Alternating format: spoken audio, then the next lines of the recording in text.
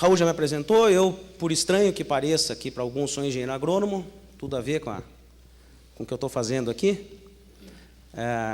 Logo que eu me formei, eu entrei numa multinacional chamada Ciba-Geigy na época, e comecei a trabalhar com pesquisa de campo, agrônomo de campo. Não tem absolutamente nada a ver com o meu perfil, para vocês verem como esses caras contratam errado de vez em quando. E logo no comecinho, toda oportunidade de treinamento que tinha, eu ia, dos mais absurdos, análise financeira, análise de balanço, não tinha nada a ver comigo. A minha parte de matemática é péssima, de engenharia, eu ia em todos lá. E eu gostava mais dos treinamentos de negociação, dos treinamentos de venda. No meio eu fiquei 5 anos nessa empresa, e 2 perguntas durante esses 5 anos eu me fazia sempre, em quase todo treinamento.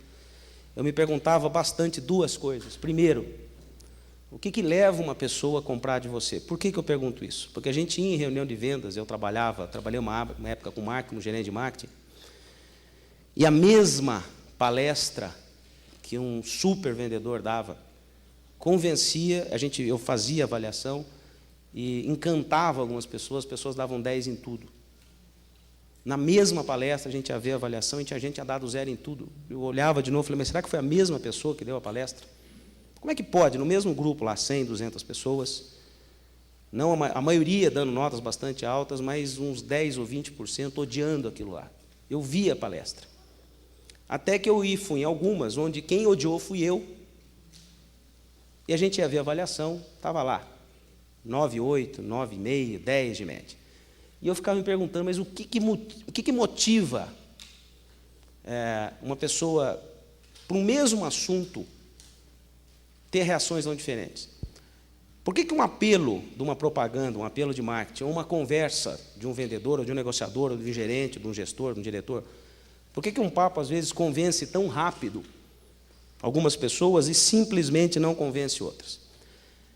Então, a primeira pergunta, eu vou tentar responder 2. 1h30 de papo, eu vou tentar responder 2 grandes perguntas. A primeira é essa daí. É um pouco pretensioso responder uma pergunta dessa, mas eu vou tentar. O que leva uma pessoa a comprar de você? Vamos analisar os motivadores de compra. A outra pergunta, que é essa que eu já falei, por quais motivos as pessoas absorvem de diferentes maneiras uma mesma mensagem? O que leva as pessoas a interpretar de forma tão diferente? E aí, de onde é que eu tirei essas respostas? Faz quase 20 anos que eu trabalho com treinamento. O meu foco até hoje foram treinamentos fechados, grupos fechados de 15, 20 pessoas.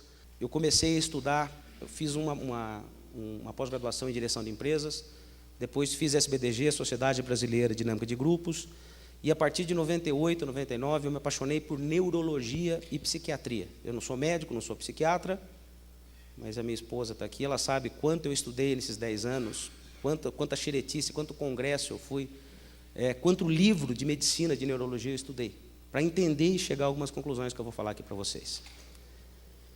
Eu vou sugerir fortemente 3 livros para vocês, que vai estar lá fora, quando eu estiver na sala ali. Eu não vou explicar agora por quê. Esse livro é espetacular. O nome recém-lançado, tem 1 mês que foi lançado em português. Descubra seus pontos fortes. Marcus Buckingham e Donald Clifton. Esses caras são diretores do Instituto Gallup. Tem 25 anos de pesquisa esse livro. Foram mais de 2 milhões de pessoas, funcionários, gerentes, diretores, estudados no mundo inteiro. E o nome do livro é Descubra Seus Pontos Fortes. Antes desse livro, eles escreveram em 99, chamado Break All the Rules, Quebre Todas as Regras, já está esgotado em português, mas em inglês vocês conseguem. Outro livro, acho que um dos 10 melhores livros que eu li na vida, e olha que eu leio bastante, o nome é Blink, A Decisão num Piscar de Olhos. O autor é o Malcolm Gladwell. Quem quiser, o mesmo autor do Ponto de Equilíbrio, que é outro livraço, mas esse aqui é melhor ainda.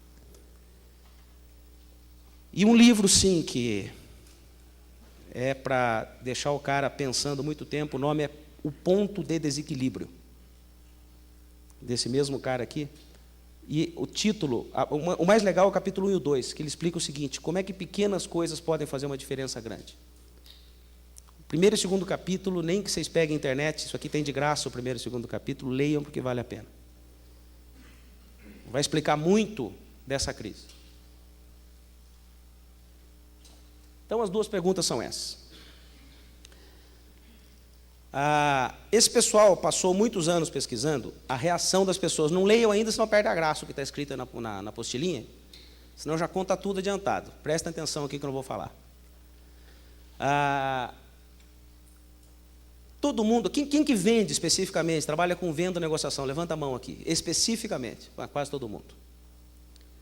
Um discurso de 1 hora de vocês, seja para um cliente, seja para o chefe, você tem que convencer alguém, e você tem 1 hora de papo. Depois de 1 semana dessa hora de papo, onde você mais fala do que ouve, quanto tempo de 60 minutos sobra? Se essa pessoa que você conversou, esse cliente, esse gerente, quanto tempo sobra se ele for explicar o que ele entendeu do que você falou? Em média, quantos minutos de 60? Estou falando gente experiente, como é o caso aqui, né? O que vocês acham? 2, 3, 5?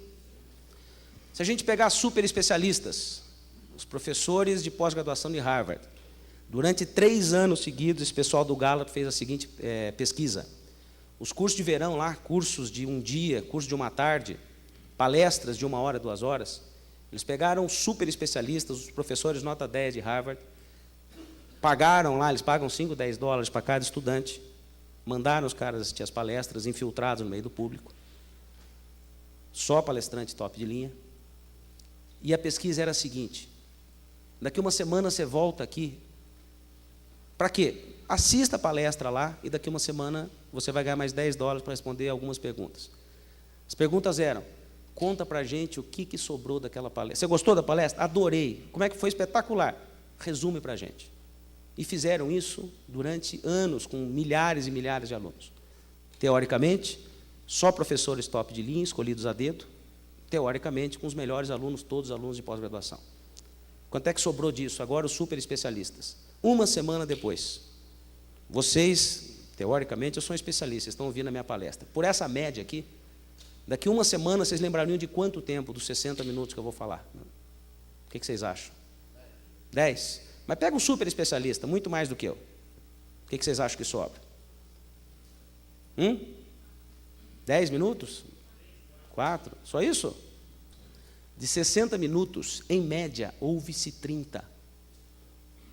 Metade do que os especialistas falam, estou falando os top de linha, é jogado fora, porque a gente só escuta metade. Quem não é tão especialista, quanto será que é ouvido de 1 hora? Tem gente que é mais, né? Desses 30 minutos que sobraram, só metade é entendido. Claro, o cara viajou em metade do assunto. Quando voltou da viagem, prestou atenção, metade foi perdido. Ou seja, daquela metade que ele ouviu, ele só vai entender metade. Acabou ou não? Dos 15 que ele entendeu, ele só vai acreditar na metade. Passa a seguinte minhoca na cabeça de todo mundo: será que o que esse cara está falando é verdade? De onde é que ele tirou esse papo? Qual o embasamento teórico? Qual é a formação e qual é a confiabilidade que essa pessoa tem para me fazer acreditar no que ele está falando? Será que essa pessoa não é um PVA? Vocês sabem o que é PVA, né? Não sabe? Sabe o que é PhD? MSc? O que é PVA? Não sabem? É um título muito importante, puta véia no assunto. Né? Então, está cheio de PVA e a gente desconfia dos PVAs, né? Porque a base não é das mais científicas. Dos 7,5 minutos que eu ouvi, entendi e acreditei, eu só vou lembrar de metade 1 semana depois. Ou seja, um super especialista falando por 1 hora, deixa em média 3 minutos, um pouco mais de 3 minutos e meio de mensagem na cabeça da gente. Se vocês, ou eu, ou qualquer um, falarmos 1 hora com o cliente, quanto vai sobrar de 1 hora? Vai ser muito mais do que isso? O que vocês acham? Na média? Costuma ser bem menos que isso. 1 hora de aproveitamento. Vocês querem saber os motivos ou não? O legal é gastar 1 hora discutindo o que você acha, o que você não vai dar tempo. Então vai lá, tudo uma vez só. São 5 coisinhas. Primeiro, excesso de assunto. O cara tem 1 hora para vender e entra com 8 assuntos diferentes. O cara tem 1h15 para fazer uma palestra e demora 40 minutos para se apresentar. Pepino número 2, falta de embasamento teórico. A pessoa não sabe o que está falando, ou ouviu a notícia por partes, ouviu um rabinho da conversa e joga a conversa como se já tivesse entendido. As pessoas percebem isso nos primeiros 5 minutos. Terceiro, o assunto, por mais interessante que seja para o palestrante ou para o vendedor, está completamente fora do interesse da pessoa que está ouvindo. Aquilo para ela não fede nem cheira. Quarto, os motivadores não foram usados. Não sei se vocês não entenderam, mas vão entender daqui meia hora. E quinto, é chatice mesmo. O interlocutor é muito chato e chatice ninguém aguenta. Devia ser o fator número 1. Uma pesquisa mostrou que é o quinto. Conclusão desse primeiro assunto. Comunicação não é o que você diz. Comunicação é o que o outro entende. Não interessa quão brilhante você acha que seja, ou quão espetacular seja o seu material, ou quanto embasamento você tem no final da história, tirando aquelas 5 coisas, e mesmo que você faça muito bem feitas aquelas 5 coisas, não é o que você diz, é o que o outro entende. Para isso, no final, podem me cobrar, eu vou repetir essas 2 perguntas. O objetivo aqui da palestra é responder essas 2 perguntas, não são 10, nem 15. No final da palestra, eu vou dar 5 dicas de como é que a gente faz para ser melhor entendido. Mas quem diz não é Eduardo, quem diz foram as pessoas que fizeram essas pesquisas, esses neurologistas ou esses pesquisadores. Aí tem muita gente, agora vamos pegar o item 2 dos problemas, de onde é que eu tirei essa conversa? Onde é que saiu esse papo? Quem diz que isso é verdade? Até 2002, tem gente que já faz treinamento comigo aqui há mais de 15 anos, aqui nessa sala, sabe que eu estou sendo coerente, mas até 2002 eu não podia provar isso aí. Isso era bom senso, era empirismo, mas era só bom senso, não era ciência.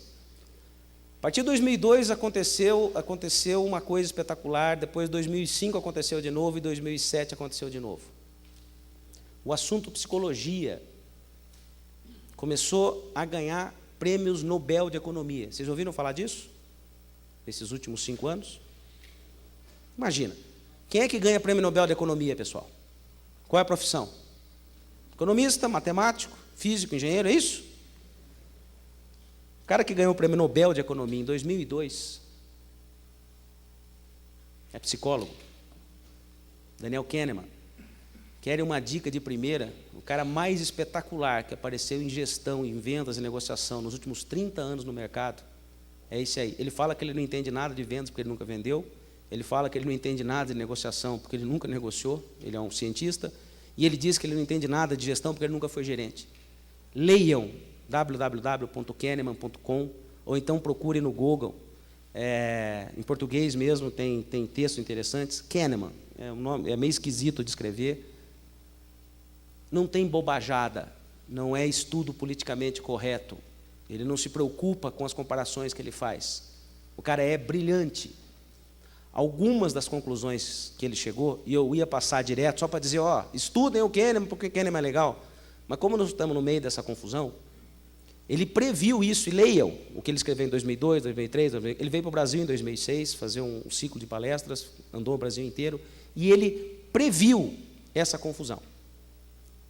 Ele tem centenas de artigos, mas ele tem 3 frases que o tornaram muito famoso. As 3 frases que ele usa são bem simples, mas são profundas. Essas aí também não estão aí, mas me mandem um e-mail que eu mando esse troço de volta. A primeira frase dele é: